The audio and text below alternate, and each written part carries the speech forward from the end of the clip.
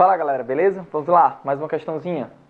Bem, a questão ela tem uma lâmpada tradicional, a lâmpada incandescente, e um gerador, que é uma pilha comum que você tem em casa.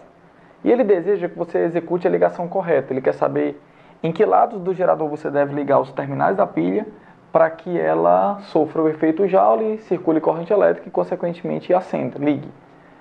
Eduardo, por que a questão está no seu material? Porque isso já foi cobrado pelo Enem. A maneira que você deveria ligar os terminais de uma lâmpada a uma fonte de tensão contínua, no caso, a uma bateria. Beleza? Vamos lá. Primeiro passo. Vamos entender por que é necessário provocar na lâmpada uma DDP para que ela ligue. Porque eu preciso provocar o efeito Joule, né, galera? Eu preciso, no filamento de tungstênio, que é o metal utilizado para fabricar essa mola que há dentro da lâmpada, eu preciso, nesse filamento, provocar a passagem de corrente elétrica. Essa corrente elétrica que vai provocar a liberação de calor e provocar o efeito Joule, tornando o material incandescente. Beleza? Eduardo, só que para provocar a corrente, eu preciso nesse nó e nesse nó, nesses pontos do circuito, provocar potenciais o quê? Diferentes. Então eu preciso provocar nas extremidades do filamento de tungstênio uma diferença de potencial. Beleza. Então vamos fazer o seguinte, vamos chamar esse terminal de A e esse de B. Assim você consegue perceber que numa lâmpada incandescente é deslocado o filamento de um ponto até a parte de baixo da lâmpada incandescente, onde há um metal e há um contato. E da outra extremidade do filamento é levado até o tambor lateral, né? E é conectado à lateral desse tambor. Porque ao tocar em qualquer ponto desse metal, você na prática está tocando nesse terminal que consequentemente está tocando no ponto B. Então o que você deseja é provocar nesse ponto, pois entre eles há um contato direto, um potencial, diferente do desse ponto, que eu preciso provocar aqui um outro potencial.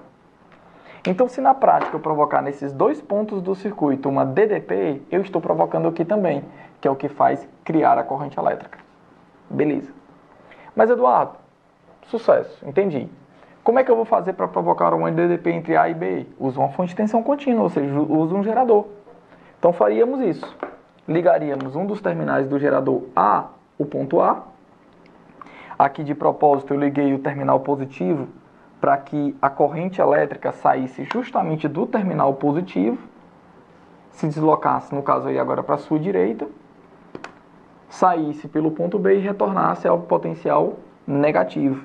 Enfim, você já sabe que o lado que tem aquela protuberância, aquela saliência, aquele bilotinho do gerador, é o lado do terminal positivo. E o lado que tem uma bolinha é um lado do terminal negativo. Então, Eduardo, basta eu provocar nos pontos A e B essa DDP que eu provoco utilizando justamente a fonte de tensão contínua, que é o gerador. Eu provoco essa DDP justamente utilizando o gerador.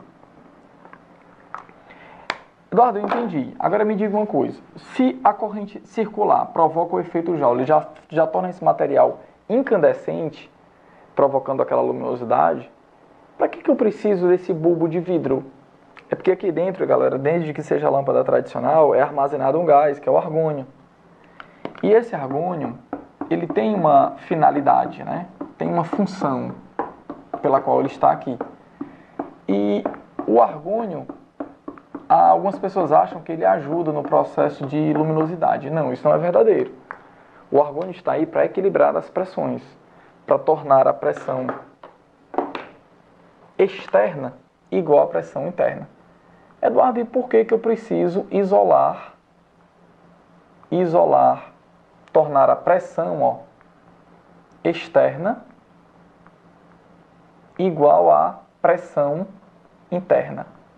Vamos dizer assim. Eduardo, e para que eu preciso isolar esse metal e deixar em contato com o argônio? Não é que você precise, galera, deixar em contato com o argônio. Não, não é isso. Na verdade, o que a gente precisa fazer é pegar esse filamento de um metal que é chamado de quê? Tungstênio, Deixa eu puxar aqui, ó. O metal, ele é chamado de tungstênio, o metal, tá?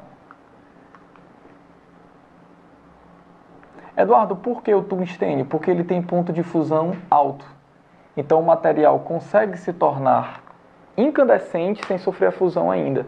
Então daí porque é necessário que seja o tungstênio. Eduardo, então do tungstênio eu preciso isolar o oxigênio presente no ar.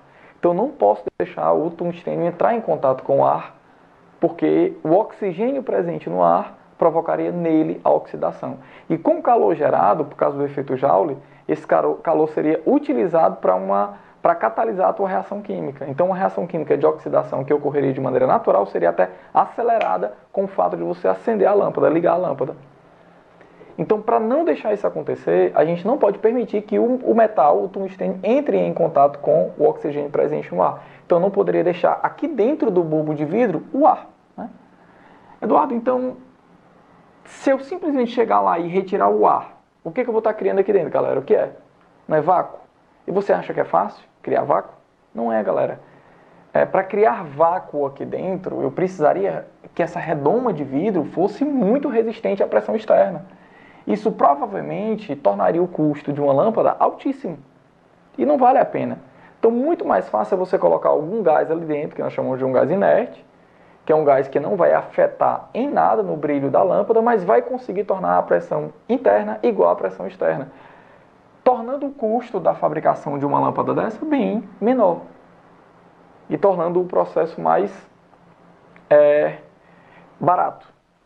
Beleza? Então vamos lá, repetindo. Eu preciso nos terminais A e B provocar uma diferença de potencial para que forme-se uma corrente elétrica e provoque o efeito Joule, provocando a incandescência. Essa passagem de corrente através de uma DDP é provocada usando um gerador.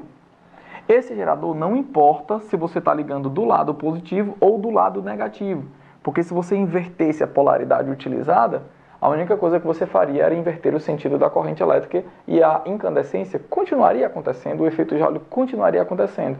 Então, inverter a polaridade não é algo que evitaria que a lâmpada não acendesse. Então, assim, ia continuar funcionando do mesmo jeito.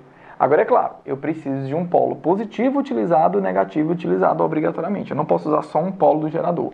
Do mesmo jeito que eu não posso conectar só embaixo ou só na lateral, como você vê alguns itens aí da sua questão. Então, o gabarito correto da tua questão termina se tornando o item C, né, galera? O item C de coração. Espero eu ter lhe ajudado. Um abraço a todos e até a próxima.